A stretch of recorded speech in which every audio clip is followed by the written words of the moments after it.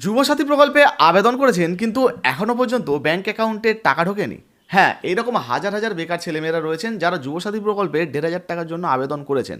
অনেকের মোবাইলে মেসেজ এসছে, কারো হোয়াটসঅ্যাপে মেসেজ এসছে, কিন্তু এখনও পর্যন্ত টাকা ঢোকেনি। আমরা যুবসাথী প্রকল্পে যে সমস্ত ভিডিওগুলো দিয়েছিলাম সেখানে প্রচুর ছেলেমেয়েরা কমেন্ট করেছেন যে দাদা আবেদন করেছি, কাগজপত্র সমস্ত কিছু ঠিকঠাক দিয়েছি, তারপরে এখনও পর্যন্ত কেন টাকা ঢুকছে না। যুবসাথী প্রকল্পে টাকা ঢোকার লাস্ট ডেট কবে, আর কি টাকা ঢুকবে না, যদি ঢোকে তাহলে কবে ঢুকবে বা কাদের ব্যাংক অ্যাকাউন্টে টাকা ঢুকবে না, আজকের এই ভিডিওতে সম্পূর্ণ তথ্য এক এক করে আপনাদেরকে জানিয়ে দেবো। যুবসাথী প্রকল্পে আপনি যদি আবেদন করে থাকেন তাহলে আপনার ব্যাংক অ্যাকাউন্টে টাকা ঢুকবে কি না, যদি ঢোকে কবে ঢুকবে, আর এর লাস্ট ডেট কী রয়েছে, কবে আপনাদের ব্যাংক অ্যাকাউন্টে টাকা আসতে পারে, কারা পাবে না। প্রথমে একটা প্রতিবেদন আপনাদেরকে দেখাই, অন স্ক্রিনে প্রথমে একটা প্রতিবেদন দেখে নিন, যেখানে কি বলা হয়েছে। যুবসাথী প্রকল্পের টাকা পাবেন না এরা, কেন? ব্যাংকে কি কাজ না করলে ঢুকবে না বেকার ভাতার টাকা। তো বুঝতে পারছেন, যুবসাথী প্রকল্পের এই যে টাকা, অনেকেই রয়েছেন যারা আবেদন তো করেছেন, এখনও পর্যন্ত টাকা ঢোকেনি, মেসেজ এসছে তারপরেও টাকা ঢোকেনি। তাদের কেন টাকা ঢুকছে না, কী কী কাজ করতে হবে, প্রথমে ব্যাংকের আপডেটগুলো আপনাদেরকে জানিয়ে দিই। এই প্রতিবেদন অনুযায়ী কেন আপনার ব্যাংক অ্যাকাউন্টে টাকা ঢুকছে না, কাদের ব্যাংক অ্যাকাউন্টে টাকা ঢুকতে পারে সেটা একটু দেখিয়ে দিই। আচ্ছা, কবে প্রকাশিত হয়েছে দেখে নিন, তারপরে আমরা জানবো যে অন্যান্য কোন কোন কারণে টাকা ঢুকতে পারে না। আচ্ছা, ছোট্ট করে একটু দেখে নিই এটা। হ্যাঁ, দেখুন, বলা হয়েছে বিধানসভা ভোটের মুখে যুবসাথী প্রকল্প নিয়ে তুঙ্গে রাজনৈতিক চর্চা। এই আবহে আবেদনকারীদের ব্যাংক অ্যাকাউন্টে টাকা ঢুকতে শুরু করেছে। তবে যুবসাথী প্রকল্পের আর্থিক সহায়তা নিয়ে আবেদনকারীদের মধ্যে নতুন করে বেশ কিছু প্রশ্ন তৈরি হয়েছে, অর্থাৎ অনেকেই কিন্তু টাকা পাচ্ছেন না, সেই জন্য একটা প্রশ্ন তৈরি হয়েছে, আদেও যুবসাথী প্রকল্পের টাকা ঢুকবে তো।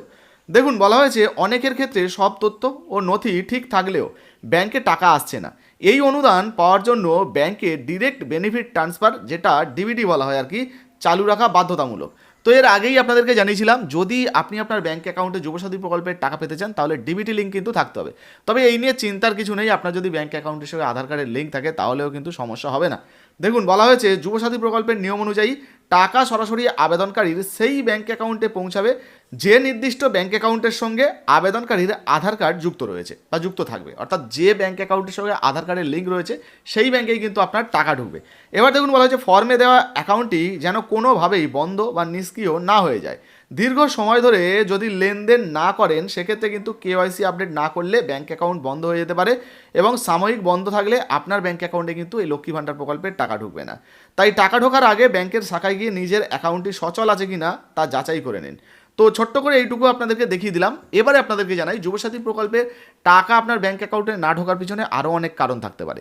যদি আপনার ব্যাংক অ্যাকাউন্ট সম্বন্ধীয় কোনো সমস্যা হয় তাহলে কিন্তু ব্যাংকে গিয়ে যোগাযোগ করুন, এবং তারপরে ব্যাংকে যদি সমস্ত কিছু ঠিকঠাক থাকে আপনার পঞ্চায়েত বলুন বা ব্লকে গিয়ে যোগাযোগ করুন। ঠিক আছে, এইটুকু তো আমরা বুঝতে পারলাম। এবারে আসি, যদি আপনার সমস্ত কিছু ঠিকঠাক রয়েছে তারপরেও টাকা ঢুকছে না, এবারে দেখুন, যুবসাথী প্রকল্পে বেশ কিছু নিয়ম আছে। যুবসাথী প্রকল্পে টাকা পেতে হলে আপনাকে একজন বেকার হতে হবে, আবার শিক্ষিতও হতে হবে।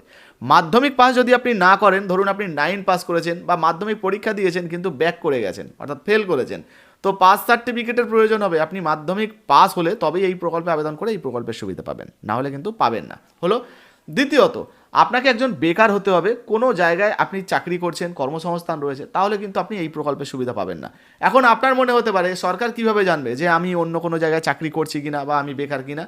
তো দেখুন, আপনি ধরুন কোনো সংস্থায় চাকরি করছেন, কাজ করছেন, সেক্ষেত্রে যদি আপনার পিএফ অ্যাকাউন্ট থাকে, মানে ইএসআই পিএফ থাকে না, কোনো কোম্পানিতে কাজ করলে, কোনো সংস্থায় কাজ করলে যদি পিএফ অ্যাকাউন্ট থাকে, ইপিএফও অ্যাকাউন্ট, সেক্ষেত্রে কিন্তু আধার ভেরিফিকেশনের মাধ্যমে আপনারটা জানা যেতে পারে, এবং আপনারটা যদি জানা যায় সেক্ষেত্রে আপনার এই যে যুবসাথী প্রকল্পের টাকাটা আপনার ব্যাংক অ্যাকাউন্টে না ঢুকতে পারে। অন স্ক্রিনে একটা মেসেজ আপনাদেরকে দেখাচ্ছি, দেখুন এখানে পরিষ্কারভাবে লেখা রয়েছে যে আপনি যুবসাথী প্রকল্পে আবেদন করতে পারবেন না, মানে আবেদন যে করেছেন আপনি কিন্তু টাকা পাবেন না, কারণ আপনি কোনো একটা সংস্থায় কাজ করেন, আপনার পিএফ অ্যাকাউন্ট আছে, সেই জন্য কিন্তু আপনার এই যে যুবসাথী প্রকল্প এটা রিজেক্ট হচ্ছে, সেটাই কিন্তু ধরে নিতে পারেন। বুঝতে পারলেন? মানে যুবসাথী প্রকল্পে আপনি যদি বেকার হন তবেই কিন্তু টাকা পাবেন, অন্যথায় পাবেন না। আরও একটা বলি, যুবসাথী প্রকল্পে আপনি অন্য কোনো প্রকল্পে, ধরুন আপনি মহিলা, আপনি লক্ষ্মী ভাণ্ডার প্রকল্পের টাকা পান, বা আপনি অন্য কোনো প্রকল্পের প্রতিনিয়ত টাকা পাচ্ছেন, আপনি প্রতিবন্ধী ভাতার টাকা পাচ্ছেন, সেক্ষেত্রেও যদি যুবসাথী প্রকল্পে আপনি আবেদন করেন আপনি কিন্তু এই প্রকল্পের টাকা পাবেন না। মানে অন্য কোনো প্রকল্পের সুবিধা পেলেও কিন্তু যুবসাথী প্রকল্পের সুবিধা পাওয়া যাবে না।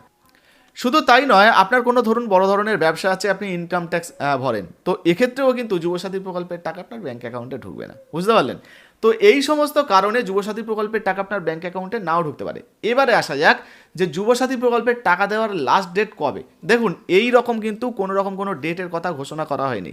এপ্রিল মাসের 1 তারিখ থেকে যুবসাথী প্রকল্পের সুবিধা দেওয়ার কথা ছিল, সেটাকে এগিয়ে আনা হয়েছে এবং আপনারা জানেন চলতি মাস থেকেই যুবসাথী প্রকল্পের যে সুবিধা সেটা দেওয়া হচ্ছে। ব্যাঙ্ক অ্যাকাউন্টে অনেকের টাকা ঢুকে গেছে, যার লাইভ প্রমাণ আপনাদেরকে দিয়ে দিয়েছি।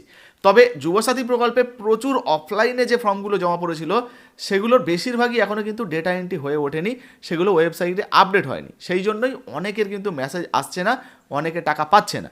যদি আপনার ক্ষেত্রেও এরকম হয় তাহলে আরও কিছুদিন আপনাকে অপেক্ষা করতে হবে এবং আপনার ডেটা এন্ট্রি হয়ে গেলে, অ্যাপ্রুভাল পেয়ে গেলে, আপনারও ব্যাঙ্ক অ্যাকাউন্টে টাকা পাঠানো হলে আপনি যদি যোগ্য হন তাহলে কিন্তু 1,500 টাকার কিস্তি আপনার ব্যাঙ্ক অ্যাকাউন্টে ঢুকে যাবে। তো যুবসাথী প্রকল্পে আপনি আবেদন করেছেন কিনা অবশ্যই লিখে জানাবেন। ভিডিও ভালো লাগলে লাইক দিয়ে শেয়ার করে দেবেন। আপনার যদি কোনো প্রশ্ন জিজ্ঞাসাবাদ থাকে ঝটপট কমেন্ট সেকশনে কমেন্ট করুন। আর হ্যাঁ, যারা ফেসবুক থেকে দেখছেন এখনও পর্যন্ত আমাদের এই ছোট্ট পেজটাকে ফলো করে আমাদের পাশে নেই, আপনাদের কাছে অনুরোধ রাখবো ঝটপট আমাদের এই ছোট্ট পেজটাকে ফলো করে আমাদের পাশে থাকুন। এই ধরনের প্রতিনিয়ত গুরুত্বপূর্ণ আপডেট সবার আগে কিন্তু আমাদের ফেসবুক পেজে, আমাদের ইউটিউব চ্যানেলে আপনারা পেয়ে যাবেন। আর ভিডিওটা অবশ্যই কিন্তু শেয়ার করে দেবেন। ধন্যবাদ।